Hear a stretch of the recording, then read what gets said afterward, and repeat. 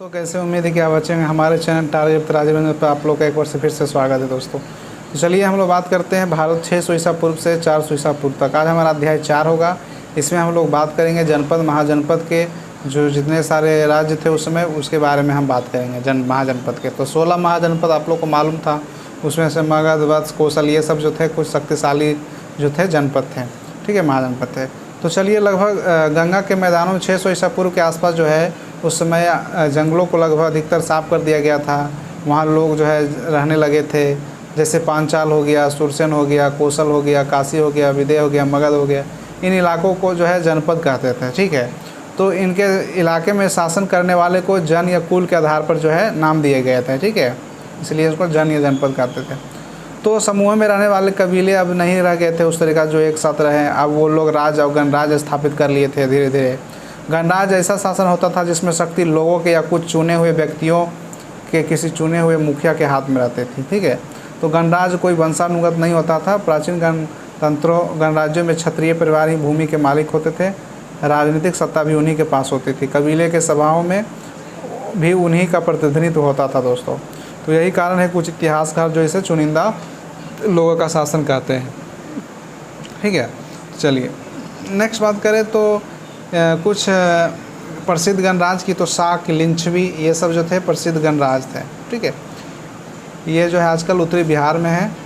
ये सबसे शक्तिशाली राज्य की बात करें तो गंगा घाटी के कौशल, मगध और वत्स ये सब जो है कुछ शक्तिशाली थे। जैसे अवंती जिसका केंद्र उज्जैन होता था, ठीक है, ये भी उस समय का बहुत बड़ा महाजनपद कहलाता था, शक्तिशाली। तो ये राज्य का ये आपस में जो है लड़ते रहते थे दोस्तों। क्या करते रहते थे? आपस में ये लोग लड़ते रहते थे, ठीक है। टकराव हमेशा ये अपने क्षेत्रों में करते रहते थे। ये अधिकतर लोग जो है नदियों पर अधिकार जमाना चाहते थे, क्षेत्रों को विस्तार करना चाहते थे। अंत में जो है लड़ाई उड़ाई हो गया तो उस अंत में जो है मगध जो है निकला। मगध सबसे शक्तिशाली होकर निकला और महान धर्माचार्य महावीर और गौतम बुद्ध ने भी मगध में ही धर्म प्रचार किया था, आप लोग को मालूम ही है। तो इन उपदेशों में मगध और राज्यों के लोगों की भी चर्चा की जाएगी, ठीक है। तो चलिए आगे बात करते हैं हम लोग चलते हैं।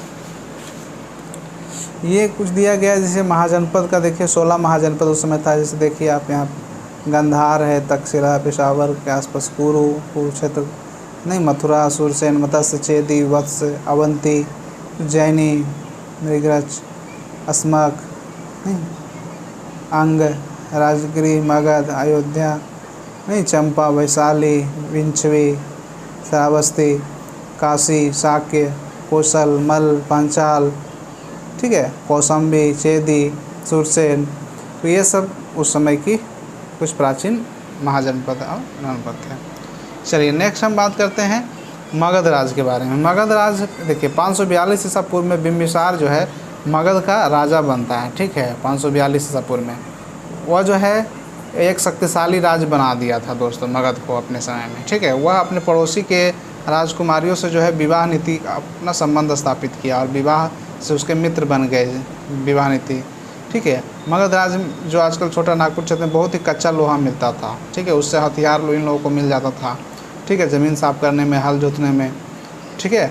तो इसका व्यापक इस्तेमाल हो रहा था लोहा का उस समय। तो मगध का जो है शक्ति और संपत्ति में बहुत ही वृद्धि हो गया धीरे धीरे, ठीक है। तो मैदान के अधिकांश व्यापार नदियों के रास्ते ही होता था। नौकाएँ एक स्थान से दूसरे स्थान मार्ग होती थी, ठीक है। तो इस तरीक़ा से मगध जो है धीरे धीरे शक्तिशाली बनते चला गया। इसकी जो राजधानी थी वह राजगिरी थी, ठीक है। ये जो हमारा ये बिंबिसार है, इसका जो राजधानी था वो कहाँ था? राजगिरी था। बिंबिसार जो है मगध और अंग पर कब्जा किया था जो, ठीक है। इसने जो है वैवाहिक संबंध स्थापित किया था राज्य को विस्तार नीति के लिए, ठीक है। तो इस तरीक़ा से अंग राज्य में गंगा तट के चंपा एक प्रसिद्ध बंदरगाह था। चंपा जो है उस समय का प्रसिद्ध बंदरगाह था, भागलपुर के आसपास वाला जो एरिया। चंपा आप इसमें देखिए, चंपा कहाँ है? नहीं, अंग हो गया, यहाँ देखिए चंपा, ये चंपा हो गया, ठीक है। तो इस तरीक़ा से बिंबिसार ने अंग राज्य जीत लिया। अंग राज्य में गंगा तथा चंपा के प्रसिद्ध बंदरगाह था। वहाँ जहाज़ के मुहाने पर जो है समुद्र से जो है दक्षिण भारत की ओर जाते थे। दक्षिण भारत से जहाज़ मसाले और मणिकाएँ लेकर लौटते थे, जिससे उनको बहुत ही धन मिलता था। अब आते हैं इनका बेटा जो था बिंबिसार था, किसका? बिंबिसार का बिम्बिसार के बारे में थोड़ा सा पढ़ा लेते हैं। बिम्बिसार, अजातशत्रु अभी नहीं आया है, अभी बिम्बिसार के बारे में दिया है। बिम्बिसार ने मगध पर अच्छा शासन किया और जो है उसकी मदद के लिए सलाहकारों की एक समिति थी, उसने गाँव के मुखिया को सीधे मिलने से अनुमति दे रखी थी। मतलब उसने जो है वह राजा के प्रति जो है प्रजा के प्रति बड़ा ईमानदार होता था, वो किसी समय भी अपने प्रजा से मिलने के लिए तत्पर होता था। गांव के लोग जो है आपस में जो है बड़ा ही मेल भाव प्रेम से रहते थे उनके राज्य में।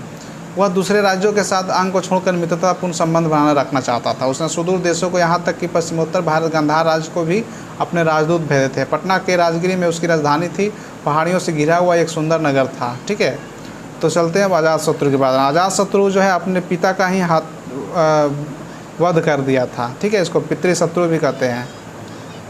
तो अजातशत्रु मगध को भी अधिक शक्तिशाली बनाना चाहता था, वह वही सोचता था। ठीक है, और सभी आसपास के पड़ोसी राज्यों को भी वह जीतने की कोशिश करता है। तो इसलिए उसने पहले अपने मामा कौशल राज्य को ही हमला किया और उसने वज्जियों पर भी आक्रमण किया। ठीक है, वज्जियों को गणराज उत्तर बिहार में था। यह युद्ध के कई सालों तक चला रहा। फिर अंत में अजातशत्रु विजय हुआ और उत्तर भारत में मगध शक्तिशाली सबसे राज्य बनकर उभरा।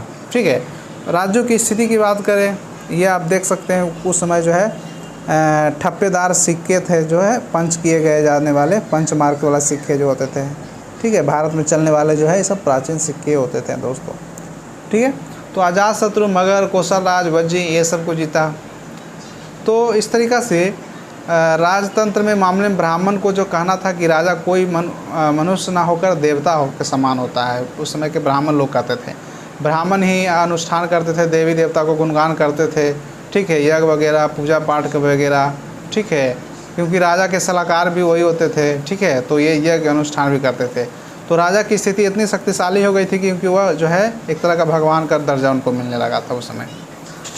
ठीक है, तो राजा का काम था क्या? समाज का रक्षा करना। रक्षा के लिए उसके पास बहुत सेना की ज़रूरत होती थी, कानून व्यवस्था स्थापित करना, अधिकारियों को जो है उसने नियुक्तियाँ की बहुत सारे। ठीक है, और उसके लिए उसको कर की ज़रूरत पड़ी, पैसे की ज़रूरत पड़ेगा, क्योंकि सेना अगर ज़्यादा रहेगा तो उसको वेतन भी देना है।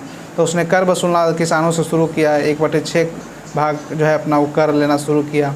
ठीक है, तो इस तरीक़ा से राजा जो है बड़ा ही शान शौकत बड़े महल में रहता था, सेवकों अधिकारियों से घिरा रहता था। पुरोहित, आमत, मंत्री, कई अधिकारी रामकाज करते थे, उसकी मदद करते थे। वह किसानों का एक हिस्सा जो है लेता था उपज के रूप में। ठीक है, अपने ऊपर खर्च नहीं करता था, बल्कि सेना पर ही वेतन देने में, सड़कों तथा कुआं नहरों निर्माण करने में या ब्राह्मणों की सहायता करने में ये जो है वेतन जो है खर्च होता था। जनजीवन की बात की जाए तो करों या का महत्व जो क्या था, चीज़ों का उत्पादन करने वाले सभी लोग राजा को कर देते थे। जो भी चीज़ उपजन उत्पादन होता था, किसान अपनी उपज का एक हिस्सा राजा को देते थे। आमतौर पर उपज का 6ठा हिस्सा होता था। ठीक है, जो धातु कर्मकार थे तो मुफ्त में औजार बनाते थे, जो बढ़ाई होते थे वो मुफ्त में रथ बनाते थे, जो कपड़ा बुनते थे वो मुफ्त में बहुमूल्य कपड़ा देते थे। तो शुरू में वस्तुओं के रूप में जो है इकट्ठा किया जाता था कर को, धीरे धीरे जो है वेतन के रूप में जो है इन लोगों को सेना तक बांट दी जाती थी। करों का बड़ा महत्व था क्योंकि बहुत बड़ा सेना होने के कारण जो है वह कैसे रख सकता था, अगर कर नहीं लगा तो वह सेना को कैसे पालेगा। ठीक है, तो इस तरीक़ा से देख सकते हैं आप लोग। नेक्स्ट हमारा जो है गांव। तो गांव की बात करें तो गांव में जो है अधिकतर लोग जो अभी गांव में रहते थे और अपने इन लोगों को जीवन जो पहले के युग में अब धीरे धीरे परिवर्तन होने लगा था। ठीक है, लोग नदी के तट पे ही गांव बसाते थे। ठीक है, नाव से आना जाना करते थे, व्यापारी नहीं, उसी से वहीं से वो लोग करते थे ग्रामवासी लोग। राजा किसानों के बीच जो है एक तरह का माहौल बना हुआ रहता था। ठीक है, मालिकाना हक, मालिक गांव का भूमि का मालिक जो है राजा ही होता था। इसके जोतने वाले मजदूर भी रखते थे। ठीक है, नगर की बात करें तो नगर में जो है युगों में बड़ा अंतर था। ठीक है, अभी के युग से वह शहरों में विकास होता था। पहले छोटे युग में छोटे शहर, परंतु अब काफ़ी अधिक शहर और नगर बस गए थे।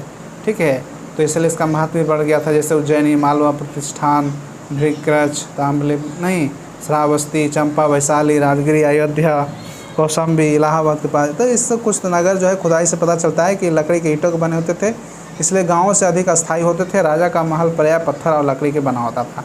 शहरों का विकास शिल्प केंद्रों, व्यापारी केंद्रों, राजधानियाँ इर्द गिर्द, आरंभ में शिल्प केंद्र ऐसे थे जहाँ धातु काम, बढ़ाई गिरी, ये सब कामों का जो है शिल्पकार कारीगर रहते थे और वहाँ वो बिजनेस करते थे, व्यापार करते थे। ठीक है, तो व्यापारी लोग जो है अपनी सुविधा के अनुसार जो है एक वर्ग अपना व्यापार करते थे। गांव जाकर भी कई लोग जो है सूत बुनकर कपड़े इकट्ठा करते थे और उन गाँव को ले जाकर बेचते थे। ठीक है, मांग आपूर्ति होते रहती थी। व्यापार की बात करें तो व्यापार में विनिमय और मूल्य की एक नई व्यवस्था अस्तित्व में आने पर व्यापार सुगम हो गया। ठीक है, मुद्रा अर्थात सिक्के आ गया। सिक्के का चलन से वस्तुओं का लेन देन विनिमय और अच्छा होने लगेगा। पहले जो है कपड़े बदल गाय या 10 ऐसे दिया जाता था, लेकिन अब धीरे धीरे सिक्का का प्रचलन हो गया तो बिजनेस करने में आसानी हो गया। व्यापारियों को जो है लिखना पढ़ना संख्या वो सब चीज़ करना आसान हो गया। ठीक है, पहले सीमित था। तो इस तरीक़ा से जो है व्यापार जो है धीरे धीरे बढ़ापन। ठीक है, समाज की बात करें तो समाज में शिल्पकार थे, व्यापारी थे जो अपने संगठन बनाते थे, उन्हें श्रेणी कहते थे। चूँकि कारीगर साथ रहते थे, मिलजुल कर काम करते थे, वे एक साथ घुल मिल कर शांति समझने लगते थे। इसलिए देखिए कुछ बहुत लोग जो था उस समय एक तरह का वंशानुगत कार्य भी होने लगा शुरू। जैसे बाप जो काम कर रहा है लोहार, तो बेटा भी उसी काम को अपना लेता था। धीरे धीरे प्रत्येक जाति जो है अलग अलग कानून बनाए गए। कानूनों को ब्राह्मणों ने स्थापित किया। कुछ कानून कठोर थे। एक जाति में लोग दूसरी जाति से विवाह नहीं कर सकते थे, एक जाति के लोग दूसरी जाति के साथ खा नहीं खाते थे। इस तरीक़ा से कुछ जो है वर्ण का जन्म हुआ, जैसे ब्राह्मण, क्षत्रिय, वैश्य, शूद्र। इन चारों में से जो है वर्ण जो शूद्र था इसको अछूत माना जाता था, घृणा दृष्टि से देखा जाता था, नीच समझा जाता था। ठीक है, गंदे, इन लोगों को गंदे काम करने के लिए दिया जाता था। ठीक है, तो इस तरीक़ा से एक उच्च वर्ग और एक निम्न वर्ग के बीच जो है भेदभाव हमेशा रहा है इतिहास में, आप देखिएगा तो। ठीक है, तो आगे बात करें तो समाज भी जो है आश्रम में बटा हुआ था। जैसे नहीं ब्रह्मचर्य, गृहस्थ, वानप्रस्थ, संन्यास, नहीं आश्रम में शिक्षा ग्रहण किया जाता था, ब्रह्मचर्य। दूसरे गृहस्थ में गृहस्थ जीवन बसाई जाती। तीसरा वानप्रस्थ, चिंतन ध्यान मनन होता था जंगल में रह के। चौथा जो संन्यास आश्रम था, तपस्वी करना, उपन्यास करना, एक आदर्श व्यवस्था करना। ठीक है, तो इसका कितने लोग पालन करते थे इसका पता नहीं था। अब चलते जैन धर्म और बौद्ध धर्म। जैन धर्म बौद्ध धर्म का जो है इसी समय उत्थान हुआ दोस्तों। नए धर्म का जो है हिंदू धर्म से निकला। ठीक है, जैन धर्म बौद्ध धर्म जो है ये हिंदू धर्म से ही निकला है, सिख धर्म ये सब। ठीक है, और यहूदी धर्म से क्रिश्चियन हो गया, ईसाई हो गया, नहीं इस्लाम हो गया, ये सब निकला है। तो वैदिक धर्म में अनेक कर्मकांडों तथा यज्ञों का धर्म होता गया। कुछ लोग अनुष्ठान से असंतुष्ट हो गए थे। ये लोग सोचते थे कि पूजा पाठ दिखावा करने के बजाय सच्चाई, सदाचार और त्याग जीवन बिताना अच्छा बात है। नहीं, उनमें से कुछ सन्यासी भी हो गए, वनों में रहने लगे, क्योंकि उन्हें एकांत ध्यान चिंतन मनन करना ज़्यादा पसंद आता था। कुछ लोग वनों से लौटते थे, अपने विचारों को गाँव में प्रचार प्रसार करते थे। ठीक है, तो इस तरीक़ा से एक प्रवर्तक रूप में महावीर जैन धर्म के संस्थापक में से एक थे। गौतम बुद्ध ने बौद्ध धर्म की स्थापना की। महावीर लिच्छवी गणराज्य में, बुद्ध शाक गणराज्य में पैदा हुए थे। महावीर जो है लिच्छवी गणराज्य में और बुद्ध शाक गणराज्य में पैदा हुए थे। राजकुमारी की तरह उनका पालन पोषण हुआ था, राजकुमारों की तरह। ठीक है, उनका सुख भोग सभी एकदम हर चीज़ मिल जाता था आराम से। नहीं, ये राजा के बेटा थे। तो इस तरीक़ा से महावीर और जो बुद्ध थे ये दोनों जो है दुखी होते थे जीवन के मूल्यों को देखकर। जीवन में लोग दुखी क्यों होते हैं, नहीं उन्होंने दुख को जो है ढूंढने की प्रयास किया, क्यों दुख में लोग रहते हैं। जैन धर्म की बात करें तो महावीर का जन्म ईसा पूर्व 6वीं शताब्दी में वैशाली नगर में हुआ था। उन्होंने घर छोड़ दिया और कई वर्षों तक जो है जीवन से संबंधित प्रश्नों को हल ढूंढते हुए भटकते रहे और उन्हें परेशान करते रहे। 12 साल बाद उन्हें जो है विश्वास हो गया कि उन्होंने प्रश्नों को खोज लिया है।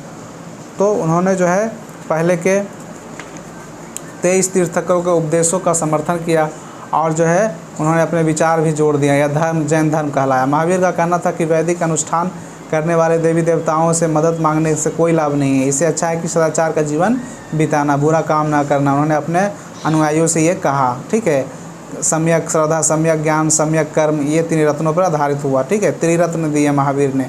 क्या था? सम्यक श्रद्धा, सम्यक ज्ञान, सम्यक कर्म। ठीक है, तो इस तरीक़ा से उन्होंने इसी को अहिंसा कहा। यदि किसी जो है पशु कीट की मार देना, मनुष्य की जीवन हत्या कर देना तो उसको अहिंसा कहा। नहीं इसी ठीक है, अहिंसा मतलब किसी को नहीं मारना। ठीक है, हिंसा करना तो मारना होता है, किसी जीव की हत्या नहीं करना उसको अहिंसा कहा जाता है।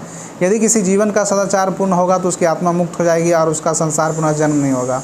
ठीक है, तो इस तरह का उन्होंने उपदेश दिया। महावीर ने अपने उपदेश में है जो जनता का आम बोली में संस्कृत में नहीं दिया, बल्कि जो है जो प्रयोग होता था केवल ठीक है एक तरह का सा जो प्राकृत भाषा था, ठीक है, उसी में दिया उन्होंने। बौद्ध धर्म की बात करें तो महावीर का जन्म के कुछ साल बाद जो है शाक्य कुल में राजकुमार सिद्धार्थ के रूप में बुद्ध का जन्म होता है महावीर के बाद। ठीक है, वो एक कपिल वस्तु के पास लुम्बिनी वन में कपिल वस्तु के लुम्बिनी नेपाल और पूर्वी उत्तर प्रदेश में जो है पैदा हुए। उन्होंने भी गृह त्याग किया, कई वर्षों की तपस्या किए, ठीक है, और अंत में उन्हें ज्ञान की प्राप्ति होता है। उन्होंने भी समस्याओं को हल खोजने के लिए जो है कहना उनका भी था कि संसार की में दुख ही दुख है और इसका कारण सांसारिक चीज़ों के लिए तृष्णा है। उन्होंने अष्टांगिक मार्ग पर चलने की मनुष्यों से जो है कहा कि अगर हमारे अष्टांगिक मार्ग पर चलेगा तो आपको जो है इस दुखों से छुटकारा मिलेगा। नहीं, ये 8 प्रकार के थे, ठीक है। तो इस तरीक़ा से एक संतुलित जीवन के बारे में बुद्ध ने भी उपदेश दिया। बुद्ध ने भी अहिंसा का महत्व पर बल दिया। उन्होंने धार्मिक यज्ञ अनुष्ठानों और पशुओं की हत्या करना वर्जित ठहराया। नहीं, पशुओं को हत्या करना उनको जो है नहीं करने के लिए कहा गया। खेती बाड़ी पशुपालन ये सब चीज़ को महत्व था, इसलिए बिना किसी कारण से पशुओं की हत्या करना निरर्थक था। पशुओं के प्रति जो है दृष्टिकोण शाकाहारी खान पान को बढ़ावा मिला। सदाचारी जीवन बिताने के उद्देश्य से मन में शुद्ध और करना निर्वाण प्राप्त करना समझा जाता था। बुद्ध ने भी वैदिक यज्ञों और लोगों के लिए जरूरी समझे जाने वाले विभिन्न अनुष्ठानों के विरोधी थे। बुद्ध जो है वर्ण व्यवस्था में दिए जाने वाले महत्व को उन्होंने विरोध किया। जाति प्रथा को बुद्ध ने विरोध करता है, ठीक है, क्योंकि ऊंचे वर्णों में निम्न वर्णों में जो है शूद्रों में साथ दूसरे के साथ दुर्व्यवहार करते थे। बुद्ध ने अपने विहारों की स्थापना की। विहार वे स्थान होते थे जहाँ बौद्ध भिक्षु रहते थे और आराधना और धर्मोपदेश करते थे, जीवन व्यतीत करते थे। विहार ये पाठशालाओं के काम करते थे। बौद्ध धर्म और जैन धर्म के अनुयायी प्रायः कारीगर, व्यापारी, किसान ये सब होते थे, क्योंकि वो समझते थे कि धर्मों का आचरण अच्छा कठिन है दूसरे धर्मों के अनुसार। दूसरी तरफ ब्राह्मण अनेक संस्कारों और अनुष्ठानों को धर्म का आचरण को कठिन बना दिया था। उसने दिनों बौद्ध धर्म का जटिल संस्कार का विरोधी था, क्योंकि न केवल ये खर्चीले थे बल्कि अंधविश्वास को बढ़ावा दे रहे थे। विशेषकर नगरों में बौद्ध धर्म, जैन धर्म का अधिक प्रचार था। भिक्षु जगह जगह नए विचारों को पर जो है विचार करते थे, इसलिए बौद्ध धर्म जल्दी ही भारत के अनेकों भागों में फैल गया। इसने भारतीय जीवन में प्रायः पक्षों को प्रभावित किया। बौद्ध विहारों, शिक्षा, प्रसिद्ध केंद्रों, धनी व्यापारी बौद्धों धन दान देते थे। सुंदर स्मारक बनवाए गए, इन्होंने शिल्प सजाया गया। बौद्ध भिक्षु भारतीय संस्कृति एशिया के दूसरे राज्यों में मिला, जैसे मध्य एशिया, चीन, तिब्बत ये सब में भी फैला, ठीक है, बौद्ध धर्म। तो बौद्ध धर्म और जैन धर्म अहिंसा के सिद्धांत में लोकप्रिय बना दिया, ठीक है। तो ये सब कुछ दोस्त प्रश्न है, आप इसको ज़रूर करें। जनपद शब्द का क्या अर्थ होता है, ठीक है, ये सब चीज़ को आप एक बार ज़रूर करें। देखिए यहाँ इधर भी कुछ प्रश्न हैं, इसको आप करें और उसके बाद आगे बढ़ें। और उम्मीद है कि अब दोस्तों आप अच्छे से करें और हमारे चैनल पर ऐसे ही बने रहें। आपको डेली जो है यहाँ पे NCERT क्लास 6 से आपको जो है क्लास 12 तक का कराया जाएगा दोस्तों। तब तक बने रहे हमारे दोस्तों को। अब मैं जो है नेक्स्ट वीडियो में आपको लिए जो है करेंट अफेयर्स का भी वीडियो मैं लाने वाला हूँ दोस्तों, ठीक है, क्योंकि बिहार दरोगा के लिए आपको जो है या BPSC के लिए आपको जो है अगर आप शुरू से तैयारी करें तो NCERT से करें, और अगर आप बीच के हैं नहीं बीच में आधार में फंसे हुए हैं तो आपको जो है उसके लिए एक स्ट्रेटजी में लाऊंगा दोस्तों। तो चलिए मिलते हैं नेक्स्ट वीडियो में, तब तक बने रहे हमारे। जय हिंद दोस्तों, धन्यवाद।